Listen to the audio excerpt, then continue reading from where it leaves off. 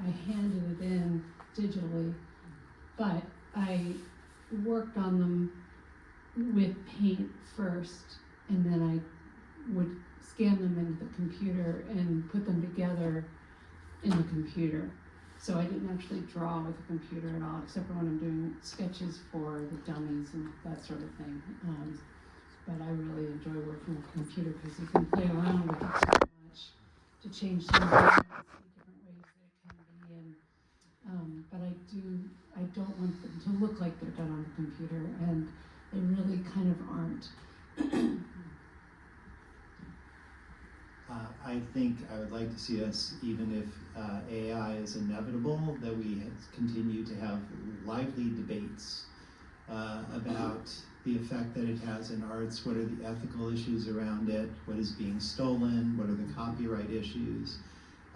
We've made an attempt to propose legislation here in Maine, limiting the amount of AI, or adding some guidelines to AI, and to make it illegal to basically use another artist's work in a prompt.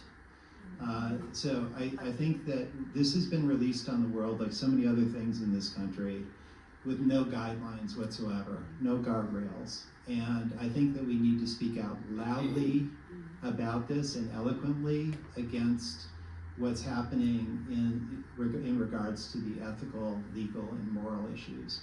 There is a precedent for this, for actually making legal cases against using somebody's work that happened, somebody's likeness, somebody's work, somebody's voice. And there are legal cases with titles like Tom Waits versus Frito-Lay. Look it up, it's fantastic. I won't go into the details of this. Or Bette Midler versus Ford. Look into these things because there is a legal precedent for basically stealing artists' work. And I don't care whether it's a living artist or a dead artist, it should not be allowed. AI, yes, is inevitable, it's a powerful tool, but it's been released irresponsibly on the world. In regard to medium, I generally like to work in pen and ink. I actually like to use a dip pen. I've been, throughout my career, it's always been traditional medium until recently. And the recent change for me was the advent of the iPad and a program called Procreate.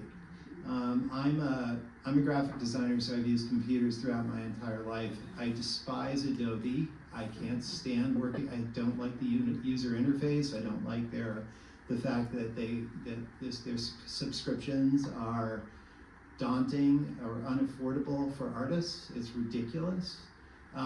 Whereas an iPad, you can get any number of programs that work beautifully. And what's great about Procreate, I would say, is that it's convinced me that you can create work that is on par with what I would do in traditional medium, because they're so careful about the user interface. It's like it is pretty much like drawing.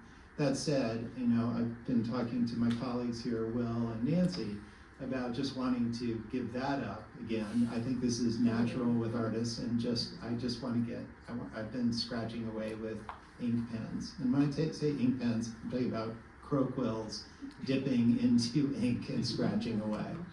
I love it more than I can say for irrational reasons, but we're not rational beings. So may as well embrace that. Tell them your guitar metaphor. This is what I had to tell myself about drawing on glass. I'm a guitar player, and I play both electric guitar and acoustic guitar. Acoustic guitar, for anyone, it's just the truth. You have to really press down on the strings. You need a heavier sort of touch. With electric guitar, a lighter touch is generally, I think, more successful for me. And so what I had to tell myself, it's funny the stories we tell ourselves, it's like I went from hating drawing on glass to making this kind of ridiculous analogy, which is that, oh no, I need to think about this as if I'm playing electric guitar, and go with a lighter touch, basically. Thanks for reminding me of that. Any other questions? Yes? The love to hear if any of you had a project that you really believed in, that you struggled to find the right home for, or the right representation for, anything like that, and what that journey was like, where you're at now. That was such a good question. I'm going to give it to Tom. Kind of in the middle of one right now. So I have a story about my grandmother, and it's, you know, I'm being encouraged to make it into a graphic novel, even though I feel like it would make for a very strong picture book. The problem is that in the story, it is about when she passes away. It's called A Stone with Two Stripes. When I was little, she would take me out before dinner. We would go look for a stone with a stripe in it. And then we would have this little rack, which we still have. My family grew up going to Kezar Lake, Level Maine, since the 50s, whatever. And so we built up this collection of rocks with stripes on it. And then as we got older, we stopped playing the game. And, you know, you don't think about it when you're older because it was when you were little. And anyway, she ended up passing away. And I wasn't able to make it home in time before she passed away. But when I got there, my aunt told me that she was holding on to a stone with two stripes on it to give to me. And I hated that story because I didn't make it.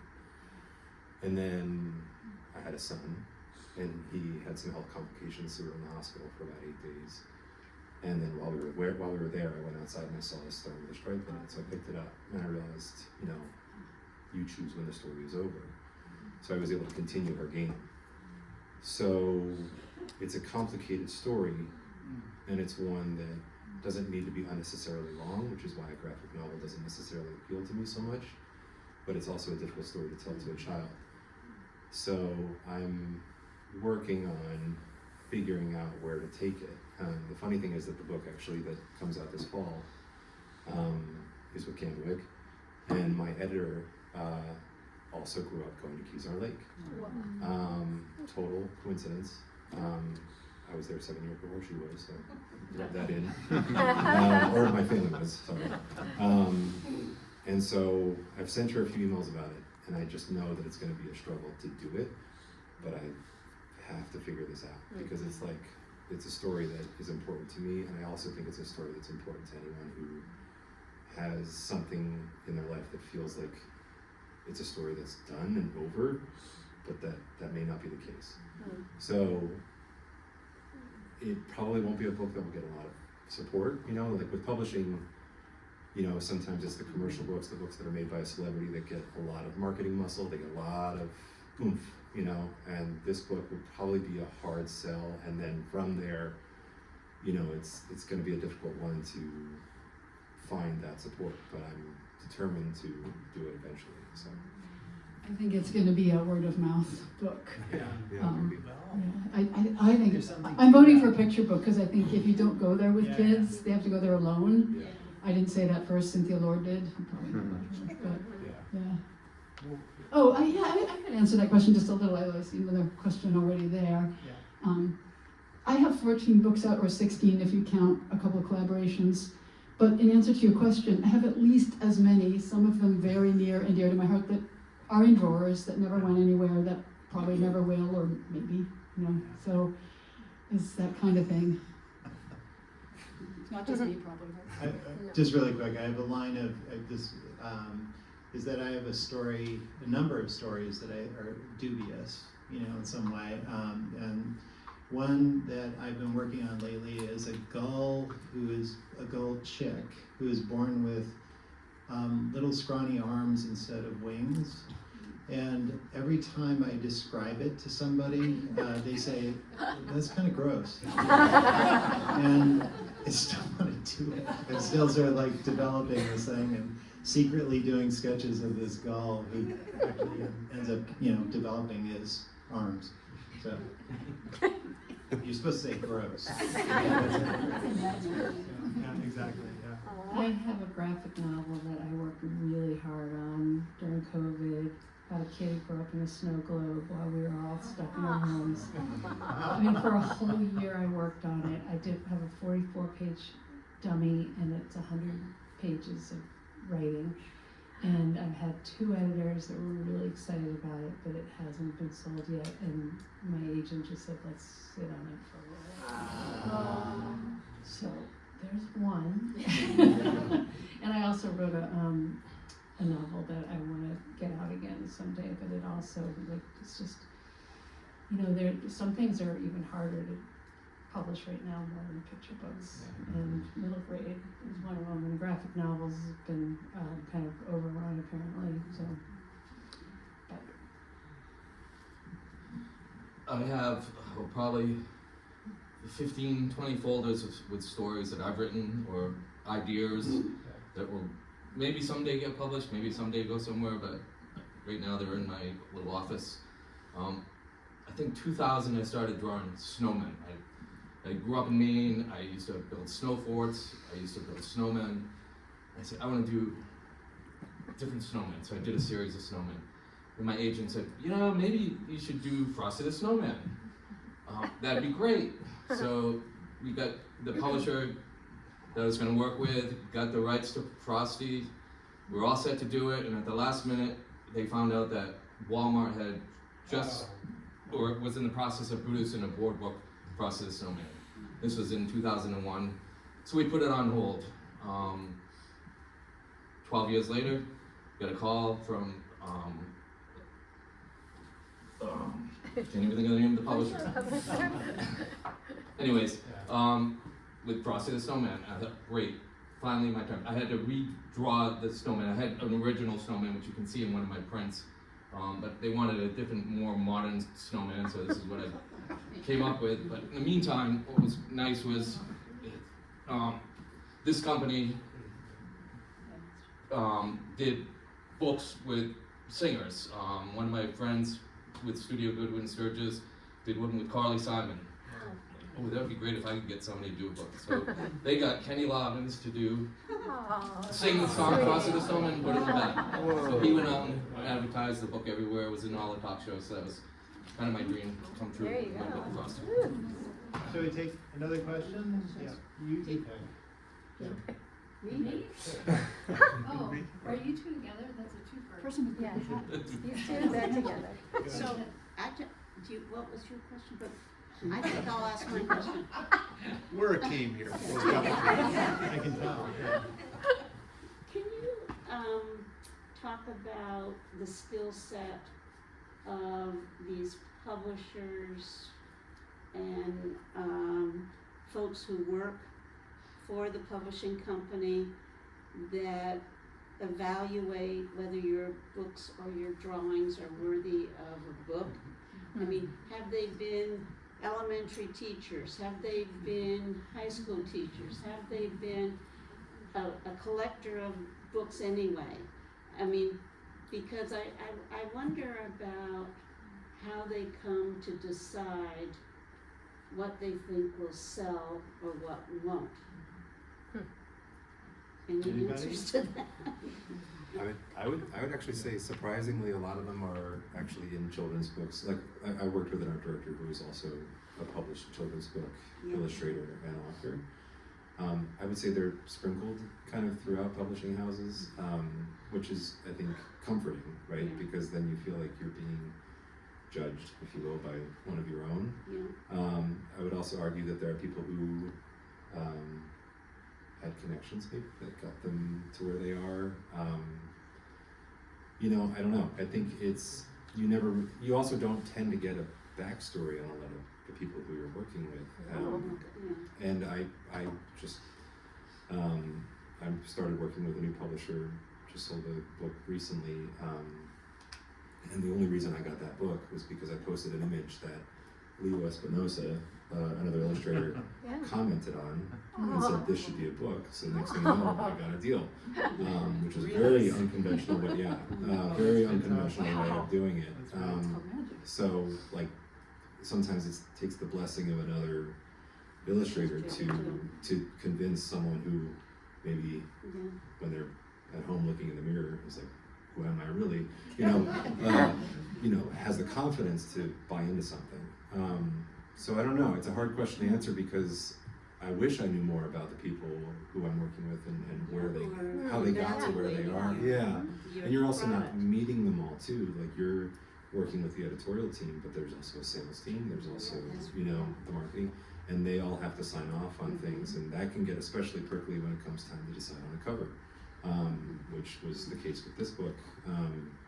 So I think you have no other option than to trust that, if let's say you've managed to sell something that you all want the same thing. Getting there might be bumpy, but no one is really showing up to poke holes in your book and that kind of thing. And if you don't agree, if you don't feel like they know what they're talking about, then you stand up for yourself, which is a hard part, but I think it gets easier over time. I think just wanted to say a word about like the whole notion of a team. When I sold Dancing Feet, I was a young mom, I was a nursing mom, and the dummy it's about different parts of the body, and it had a nursing picture. It was very discreet, and I mean, I'm from Sweden, I'm like, very discreet nursing picture, and the editor never said anything, and the art director didn't, but then it got to the sales team, and they said, it will never sell in the South. And so there was no bottle in this book, and actually this book went on to be in the curriculum in Alabama and Georgia. So, they were right, I guess. I didn't argue, I was too young and like deer in headlightsy. So it's sometimes not just one person for sure. Sales. Have any of you had the privilege of having audience with sales? I mean, sales is the answer for a lot of things. They'll say, this is not going to work because sales said no. Have you ever? I've actually asked whether I could speak with sales. It's like, can I speak with sales? It's like it doesn't seem to. It's like a deity or something. Celtics. Oh. Yeah. Sorry. So, thank you. I had a question that was a little bit related to something that you were talking about in your book that you were working on, which is, what do you guys think about children's books that are kind of geared towards adults? Have you seen success with that? Is that always a quixotic kind of a exercise? I'm thinking of sort of somebody like Edward Gorey or somebody who I think has kind of made away with that a little bit, and what do you guys think of that? Well, I can say just one thing that happened recently with a book that I was writing, that it was narrated by an adult, but you didn't know it until the end. And my agent said, you can't sell it, that they won't sell a book if it's told from the point of view of an adult. So that was one experience that I had. I know Miss Lupin or whatever that book is, that's an exception to it. But generally, my story was a story of myself growing up on the farm that we planted 7,000 trees, and so in my story, now it's a forest, but it was the story that was, just a random narrator. You don't know who it is until at the end you find out that it was told by the person that planted the trees. But so that's all I can say about that. I just want to say, I think it's a great idea. It's like, I remember when adult comics first came out, I thought, forgive me, but I thought it was pathetic. And I was like, really? But then it's become a more sophisticated form. And I think it's a great idea. I think they should be thinking about that sort of thing. I mean, there are some artists that you could consider to be children's books for adults. Like I would cite like Edward Gorey as being someone whose books are not really for kids, although I love kids that do like Edward Gorey as well. It's so a special I think, kind of kid, though. Yeah. Well, I'm not sure, but I think there's something. I mean, he's basically riffing on primers. And I think so that brings the adults in, but then the basis of that was children. So I think it's a fantastic idea. I think it'd be interesting to really pursue a concept like that. I think, and I don't have maybe as much experience in publishing, so from what I've heard and observed, it seems like books that might seem riskier are harder to sell now. Right. But before, I think there was publishers were maybe more capable or willing to get behind a book that for whom the audience was unclear. I think, and I think the way that it happens now is essentially by building up favors. I don't know if you would all agree with this, but for example, this book that I have coming out later in the year is kind of about technology. It's kind of about AI. and it was a little bit of a hard sell, but I had done 5 middle grade books, illustrations, or Candlewick before it. Yeah. So they didn't owe me, but they kind of owed me. And it changes the dynamic of the meeting. And what was especially funny about that book was I thought I sold a black and white book. And when we had our first meeting post-sale, I was like, I just want to say I'm so proud of you guys for getting behind a black and white book because you don't tend to see them that much anymore. And they go, black and white. And I'm like, oh no. And what was funny is I still had 2 more books to do for middle grade for them, which were black and white, which they had hired me to do. So it's like, you like my black and white book work, but you don't want it. So we ended up not talking about it for a year. And then eventually we got to it. But to answer your question, I think that it happens. I would say Sydney Smith is actually probably, you could argue, makes books that are not exclusively for kids. I think it's still possible, but it requires some more maneuvering to get to those books. There's another one called The Heart in the Bottle by Oliver Jeffers, which doesn't get celebrated very often, but that to me feels like a book where he did some favors to the publisher, and then they were like, okay, you get this one. So, Sorry, what was the name of the last one? The Heart in the Bottle. We have a couple more minutes. Do you want to talk about self-publishing? We can stay till Do you have a like question about 6:45. Yeah, my question is Okay. actually on that. That there's so many self-publishing options these days, and it sounds like all of you, through a variety of means, got into more of the traditional publishing houses rather than getting your start in self-publishing. But because self-publishing is so easy today, and in Maine we have the Maine Authors Publishing Cooperative, which is really a great resource.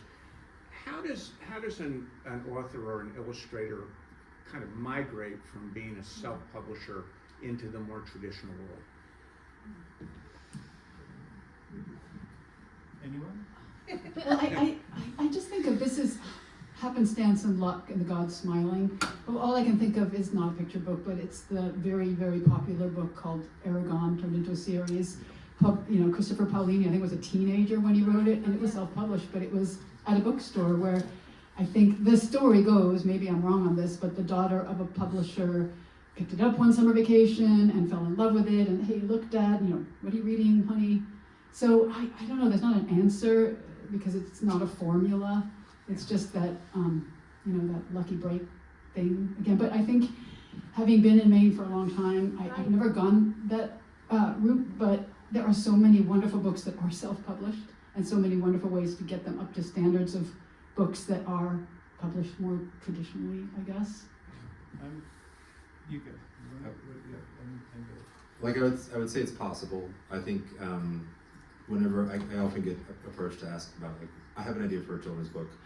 I don't think it's going to work with a major publisher. How do I go about self-publishing? I'm like, you can totally do that, but you run the risk of handling your own inventory, handling your own distribution, figuring out how to get your book into a bookstore or a library. It's different with children's books compared to books for adults because those avenues are very heavily guarded. For example, I think it's part of the reason why a children's book takes so long to get out, because you have to essentially get in line for your book to then be on a bookshelf a year later. And that's a year after you've finished making it. So I think it's doable. I think much easier to go the self-publishing route, have it be successful through your own grinding, and then a publisher catches on and like, oh, now we want to buy it.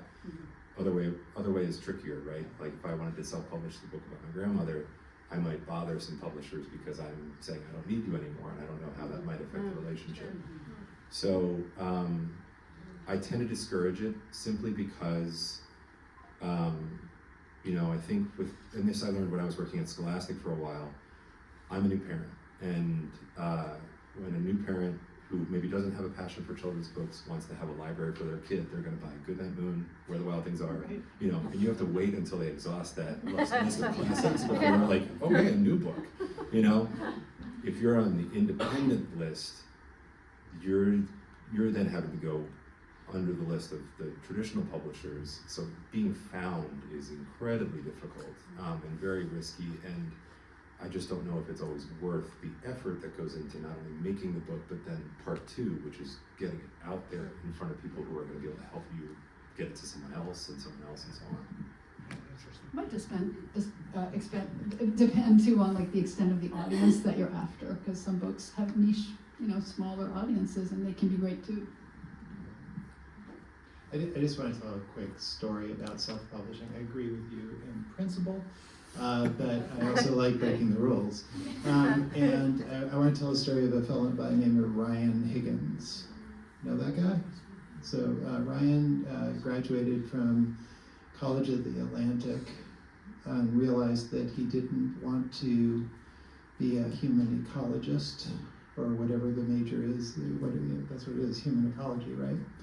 And he decided that what he really wanted to be was a cartoonist. But he said this to me, he said, it would be too difficult to be a cartoonist at that late stage in his career. It would be too difficult to become a cartoonist. So he decided to become a children's book illustrator. And what he ended up doing, I want to just add another dimension to what you just said, Tom, which is what he ended up doing was self-publishing with a plan. And the plan that was brilliant was he was creating these books about monsters, little dinosaurs, and a flippant, brilliant concept for a kid's book about a grumpy bear named Bruce, who was really hungry and was walking around by the side of a pond, and found a nest full of eggs, and he was about to pop the egg in his mouth, and it hatched in his hand, and the gosling imprinted on this bear. And then the other ones hatched as well. He self-published that book. But that and the other books that he did, that I mentioned, the monster book really quickly, what he did that I thought was brilliant was that he would set up school visits for free. He would go all around, around the region.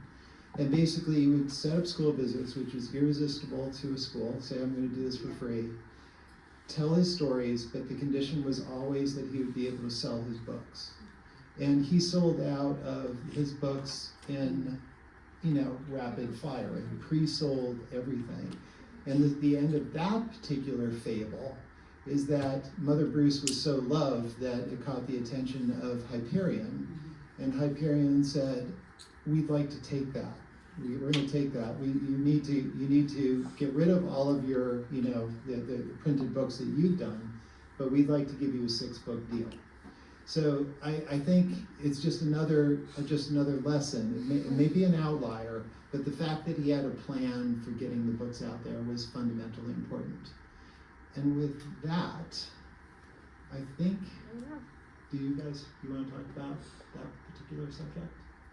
Because I'm worried about this. Okay. Do you have it? I have an agent. I love my Yeah. agent. He takes care of all. This is a lot to it. I mean, royalty, everything. I just want to say it's that thing about good luck. It like shows up at your door wearing overalls and looking a lot like hard work. Yeah.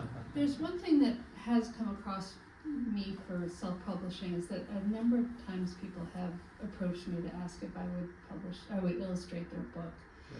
And they were going to self-publish it. And I've had a little experience early on when I wanted to get published where I was working with this woman and trying to help her with her book, and she was like, no, I picture this girl being blonde, and I pictured this, and it just got so frustrating trying to figure out what she wanted. And the same thing happens with commissioned paintings. Like, I'm very careful with how I would do that. But what I always tell these people when I tell them I'm not up for doing it, is that I like the separation of the authors and the illustrators. And when you do get a book illustrated, if you are illustrating a book for a publisher, most of the time the author never sees your work until it's finished. And so a number of people, this person that recently reached out to me said, I want to have creative control, and I was like, I'm not your person. You need to let the illustrator have their own creative control for it to be the best book it can be. So that's I have not done self-publishing. Do you want to get that? I have a question. I teach 3rd grade, and we love picture book, obviously. Love. And my students asked me, who decides when the words are written in different ways? They're like, is it the illustrator or the author? You mean handwritten? Likely the illustrator. No, when, like, the on a positioning page. of When the it's a, font. yeah, design. The design, like on a book about the Ferris wheel, there's one that the words go like this. I think it's most likely the illustrator. I know with my book, actually an interesting thing with this book is that I had that going on where a teacher was talking to a girl and she was spacing out and not paying attention and the words were going around her head. And I asked them if they could do that for me. And they said, no, we can't because of the font design. We're not allowed to mess with fonts ourselves. So I did it all on a typewriter and then I twisted it on the computer myself. So then, but I don't know how that is with other things, but I was surprised to hear that they weren't allowed to twist a letter. Well, I think it's time to wrap up. We'll be up here if you want to chat a little bit, but I wanted to thank Wade and Jen and Charlotte and Tom for being here tonight.